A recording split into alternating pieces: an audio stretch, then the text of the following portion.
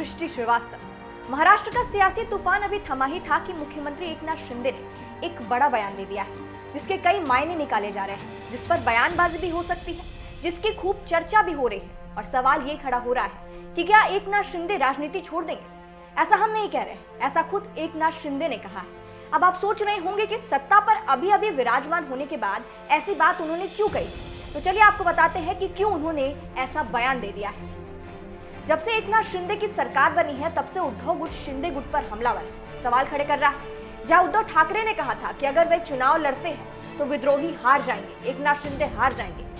इसी बीच तत्कालीन महाविकास आघाड़ी सरकार पर मुख्यमंत्री एकनाथ शिंदे ने निशाना साधा है और साथ साथ उद्धव ठाकरे को चैलेंज करते हुए एक बड़ा बयान दे दिया है। सीएम ने अपने एक समर्थक विधायक अब्दुल सत्तार की एक रैली को संबोधित करते हुए कहा, मुझे विश्वास है कि ये सभी 50 विधायक चुनाव जीतेंगे।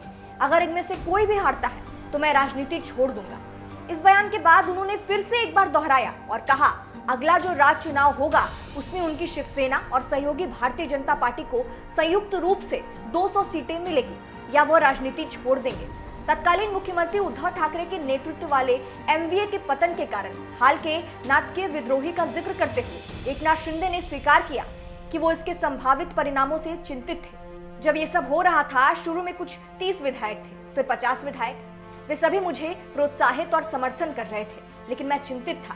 मैंने सोचा कि उनका क्या होगा, क्योंकि उन्होंने अपना पूरा राजनीतिक करियर मेरे साथ दांव पर लगा दिया था। आगे उन्होंने उस वक्त को याद किया जब शिवसेना के विभिन्न नेताओं द्वारा उनके समूह को कुत्ते, सुअर और लाश के रूप में लेबल किया जा रहा था। और एकनाथ शिंदे ने कहा, वे हिंदुत्व और राज्य के विकास के लिए विद्रोह के लिए एक साथ आए थे। उन्होंने कहा कि विधायक बाला साहब ठाकरे और आनंद दिघे से प्रेरित थे, जो हमेशा कांग्रेस और राष्ट्रवादी कांग्रेस पार्टी को राजनीतिक दुश्मन मानते थे, घुटन महसूस कर रहे थे।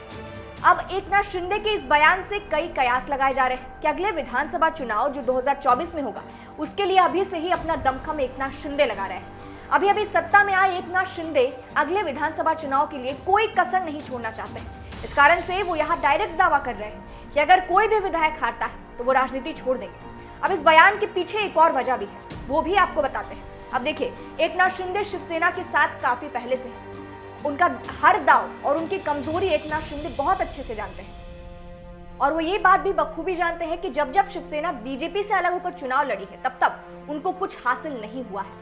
आप 2015 के विधानसभा चुनाव का एग्जाम्पल ले सकते हैं, जहां शिवसेना बीजेपी से अलग होकर लड़ी थी और उसके हाथ ज्यादा कुछ नहीं आया था। यानी बीजेपी जब शिवसेना के सामने होती है तो शिवसेना के हाथ कुछ नहीं आता है। इस कारण से एकनाथ शिंदे जानते हैं कि वो जब बीजेपी के साथ लड़ेंगे तो उद्धव गुट को टक्कर देंगे।